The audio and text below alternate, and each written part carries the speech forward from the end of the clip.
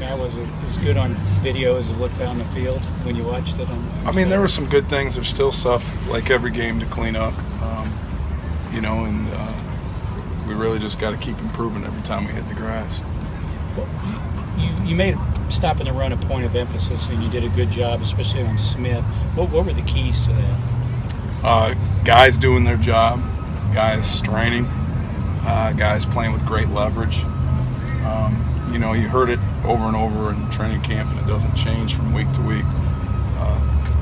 Playing fundamentally sound football and having guys with hats to the ball with great leverage and pad level. It was Darius's first game back from injury. How do you think he handled his assignments? And Darius did a good job. He did. He had a couple things mentally to clean up, but for the most part, for the first time playing football in a long time, he did a really nice job.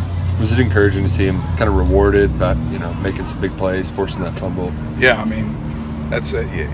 You know, he did the common things uncommonly well, is what we keep telling him. And if you do those things, you know, most of the time you're going to make plays. Matt, what are you going to need to see from your secondary, especially against Eastern and what they were able to do last week? I think we got to play the ball in the air better. You know, this quarterback does a good job. He gets rid of the ball on time. He's got good receivers to throw to. So they're certainly going to present a challenge. On those 50-50 balls, what were some of the things that you saw that you'd like to see them improve? Going up and just becoming the receiver and taking the ball out of the air. What do you think of Matt Elam's game against Southern Miss? Matt did some good things. You know, he continues to improve, and he's got to continue to improve. But he did some things disruptive, in particular on the goal line. When you're playing a team that throws the ball a lot, how excited do those guys on the edge get for obvious kind of passing situations? I think any time that they get a chance to rush the quarterback. But let me tell you something, though.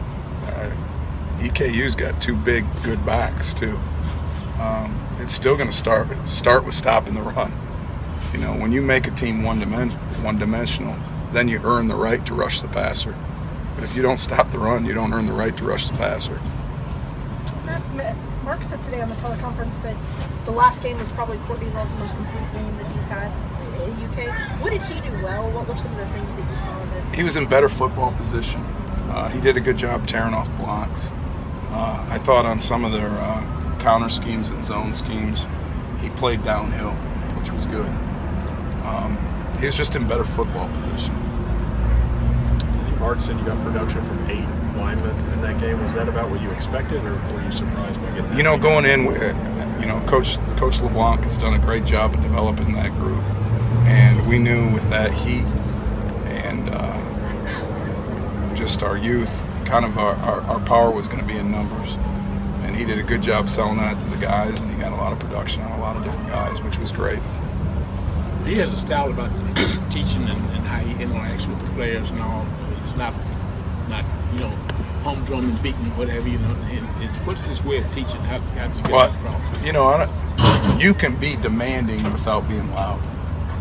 And I think Derek's a very demanding coach. He's got his own way about going about it, but he demands his guys do the right things fundamentally and do the right things within the scheme. So, the other thing, he's constantly with those guys developing. You guys got a big boost from the special teams. Can you talk about just what that meant and kind of field position? Anytime you can, I mean, what did he pin them down 5 times? I know this, it's a lot easier to play defense inside the 10 than it is outside the 50. I mean, it was huge. You know, when you control the vertical field position like that, it gives you more margin for error. Now, what did Pascal do well in the time that he was in there, and what does he still need to? Obviously, his first game, what does he need? How can he build off that, I guess is what he needs. Well, he did a really good job rushing the passer. You guys saw that. He did some things setting the edge real well. He's got to be more consistent with his pad level, and he's got to be just more consistent on the edge when he's playing outside backer.